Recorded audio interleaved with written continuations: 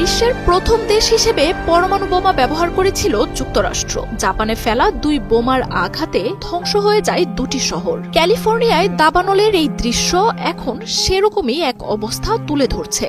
বাসিন্দারাও বলছেন 6 দিনের দাবানলে পড়া লস অ্যাঞ্জেলেসকে দেখলে মনে হবে শহরটিতে যেন কেউ পরমাণু বোমা ছুঁড়েছে, যার আঘাতে রাতারাতি ধ্বংসস্তূপে পরিণত হয়েছে সব ঘরবাড়ি। যুদ্ধবিধ্বস্ত দেশের মতোই ক্যালিফোর্নিয়ার লাখো মানুষ এখন ঘর ছাড়া। ত্রাণের আশায় কাড়াকাড়ি চলছে মানুষের মধ্যে। বলা হয় বিশ্বের শীর্ষ সামরিক শক্তির দেশ যুক্তরাষ্ট্রের সাথে কেউই যুদ্ধে কখনো জয় পাবে না।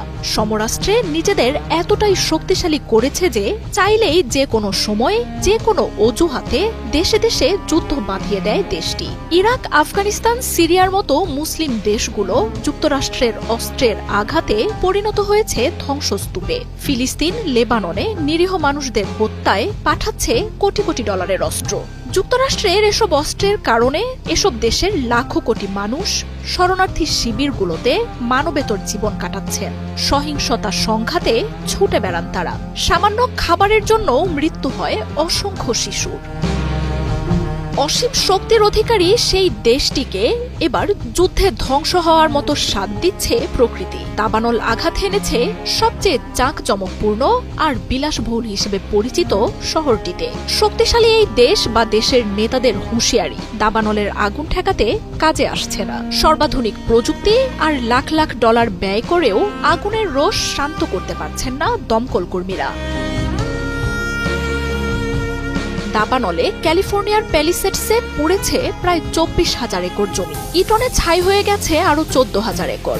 আগুনের গতিবেগ এমন যে অঞ্চলটিতে আগুনের টর্নেডো সৃষ্টি হয়েছে বলে জানাচ্ছে প্রশাসন। এরই মধ্যে 12,000-এর বেশি স্থাপনা পুড়ে ছাই হয়ে গেছে। ক্ষতির পরিমাণ দাঁড়িয়েছে $150 বিলিয়ন। ঘণ্টায় বাতাসের গতি 96 কিলোমিটার। ক্যালিফোর্নিয়ায় ঘর হারানো মানুষের সংখ্যা 1 লাখ ছাড়িয়েছে। আগুনের পথে থাকা আরো কয়েক লাখ মানুষকে সরিয়ে নেওয়া হচ্ছে। খোলা আকাশের নিচে আশ্রয় নিয়েছেন এসব মানুষ। এক কাপড়ে ঘর ছেড়ে আসা মানুষেরা খাবারের জন্য দাঁড়িয়েছেন ত্রাণ শিবিরগুলোর সামনে। নিহত ও নিখোঁজ স্বজনদের সন্ধানে ছাইয়ের নিচেও সন্ধান চালাচ্ছেন তারা। ক্যালিফোর্নিয়া যুক্তরাষ্ট্রকে যুদ্ধের পরিণাম দেখিয়ে দিচ্ছে। প্রকৃতির সামনে উঠে আসছে শক্তিশালী এই দেশটির অসহায়ত্ব। তবে মার্কিনীদের এই দুর্ভোগ এখনই শেষ হচ্ছে না। আগুনের বেগ আরো বাড়বে বলে সতর্ক করছে প্রশাসন। আরো জনবহুল এলাকার দিকে এগোচ্ছে আগুন। দাবানলের গতিপথে থাকা সান ফার্নান্দো ভ্যালিতে কয়েক মিলিয়ন মানুষের বাস। সেখানে আগুন ছড়ালে পরিণতি কি হবে তা ভেবে শিউরে উঠছেন দমকল কর্মীরাও। মার্জিয়া উপমা, একাত্তর।